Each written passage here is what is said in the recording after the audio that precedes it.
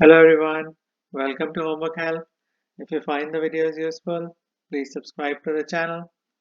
So in this video, we'll solve this problem using the concepts of derivatives.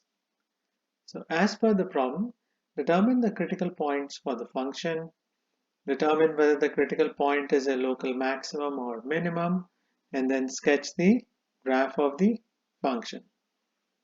So let's start with finding the critical points. So critical points are points where the derivative of the function is equal to 0 or undefined.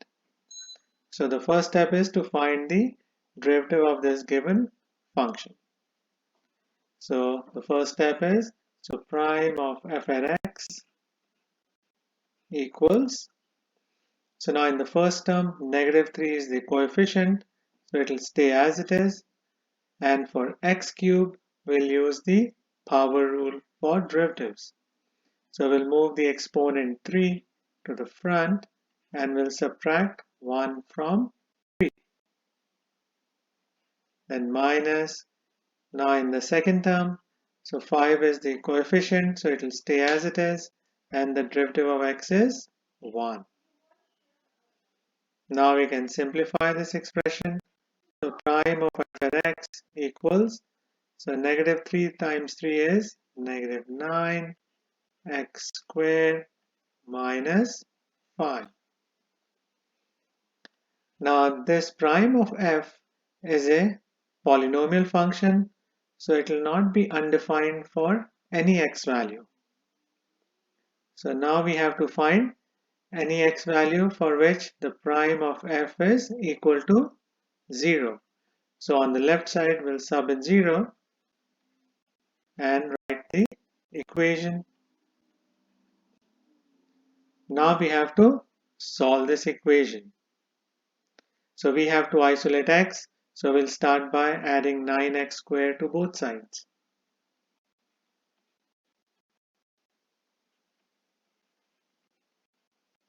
So 9x squared on the right side will cancel each other out. So we'll get 9x squared equals -5. Now we can isolate x squared by dividing both sides by 9. So the 9 on the left side will get cancelled out. So we get x squared equals -5 over 9. Now this equation has no solution because a square of x cannot be equal to a negative number, because if we isolate x by applying square root to both sides, we cannot square root a negative number. So that means this equation has no solution. Therefore, this given function has no critical points because there are no x values that make the prime of f at x equal to 0 or undefined. So there's a very important concept we need to understand and memorize for this type of function. Now next, we'll analyze the function to find whether it's increasing or decreasing. So for that, we'll analyze prime of f at x. So as you may know, if prime of f at x is greater than 0, that means the function is increasing on that interval, and if prime of f at x is less than 0, that means the function is decreasing on that interval. Now for all x values, prime of f at x will always be negative because the square on the x will make the negative number positive. So I can show you a couple of x values. So for example, if we use the x value of -3, so I get prime of f at -3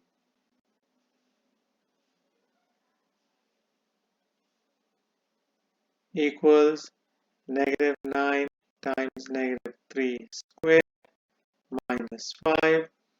So prime of f at -3 is equal to negative 9 times positive 9 minus 5, and this will be negative 81 minus 5, and is equal to negative 80.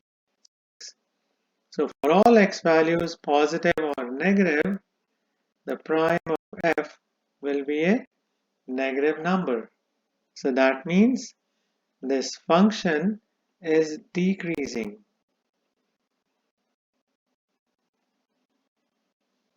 for all values of x.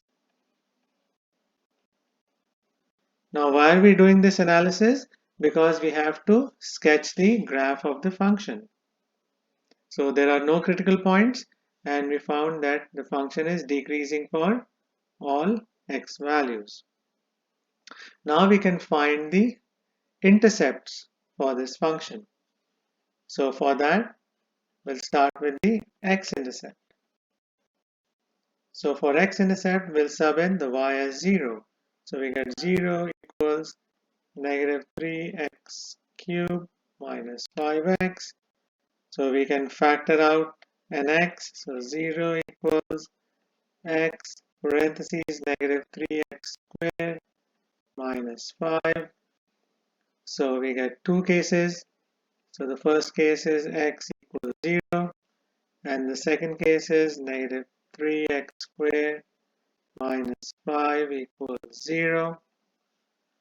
Now we have to solve for x, so we'll add 5 to both sides. So the 5's on the left side will get cancelled out. So negative 3x squared equals positive 5. And now we can divide both sides by negative 3. So negative 3 on the left side will get cancelled out. So we get x squared equals negative 5 over 3. Now this equation will not give us any solutions, because if we apply square root to both sides, the square root of a negative number doesn't exist. So this equation has no solution. So that means there is only one x-intercept, which is 0, 0. Now we can find the y-intercept. So for that, we'll sub in x as 0 in the given function. So f at 0 equals negative 3 times 0 cubed minus 5 times 0.